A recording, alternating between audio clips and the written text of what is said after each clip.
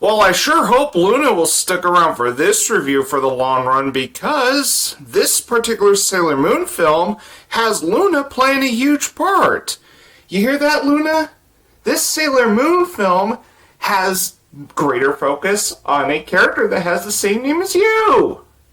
Isn't that great? Don't you like that, Lulu?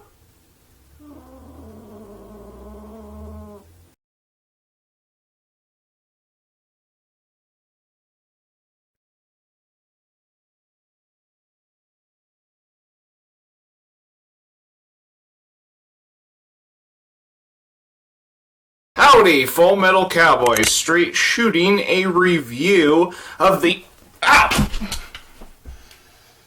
Sailor Moon S, the movie. Seriously, Luna, that actually hurt a little.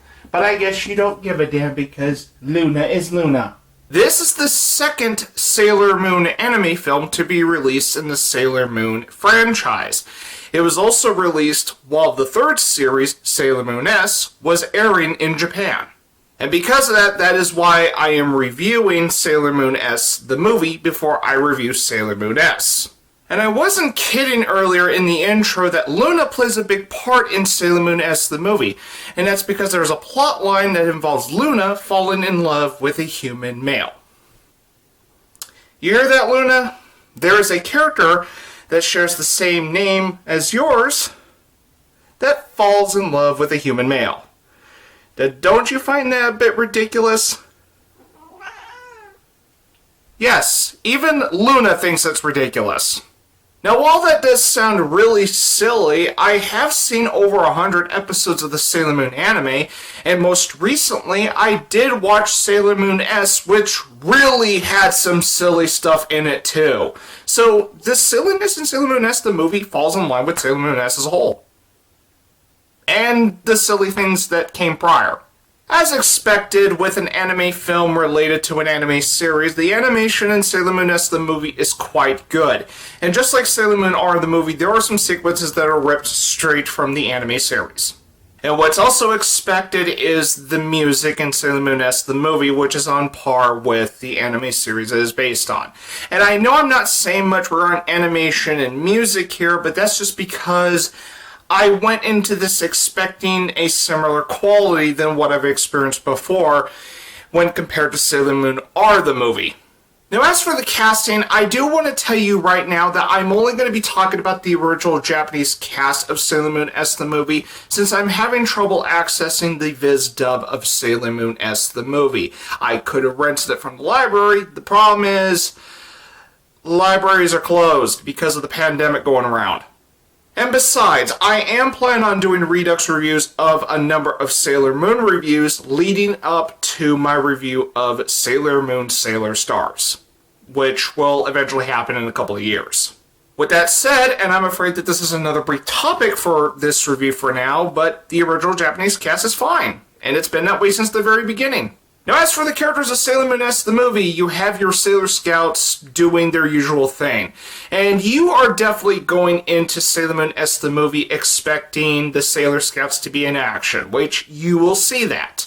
Especially given that transformation sequences ripped from the anime series are present in here. So, if you're in for the action, you will not be disappointed with Sailor Moon S, the movie. Now, you have your film-exclusive characters as well, which I don't think are that memorable. Except for the plotline revolving Luna falling in love with a human male. And about Luna in Sailor Moon S, the movie, this is actually the only time in the entire franchise where we see a human form of Luna. Now, if this kitty here had a human form, she'd probably be just as bitchy. Lastly, there is the antagonist in Sailor Moon S, the movie, who I find to be the most forgettable antagonist in the entire franchise, whether it's manga, anime, or anime films.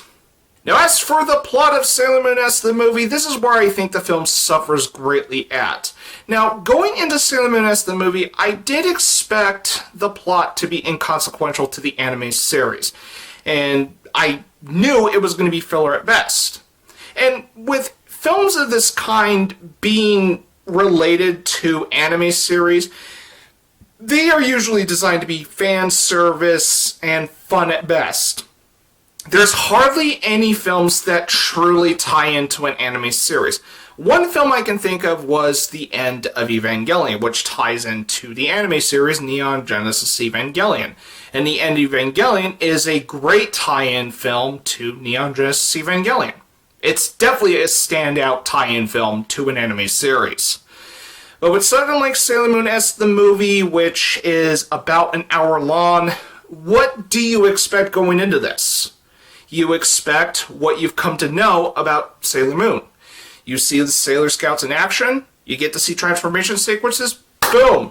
There's your Sailor Moon film. Now, when compared to Sailor Moon R the movie, I do wish Sailor Moon S's plot was more interesting, because I did find the plot in Sailor Moon R the movie to be quite interesting in comparison. And the reason I say that is because I found Sailor Moon R the movie's plot to be a worthy side story to the anime series, and it actually did touch on Tuxedo Mask's character, if I recall correctly.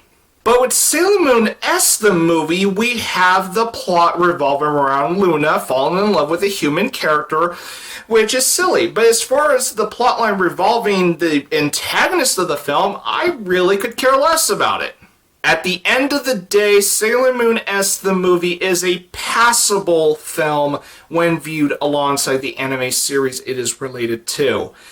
I may not highly recommend it, but if you are a big Sailor Moon fan, it would not hurt to watch Sailor Moon S the movie.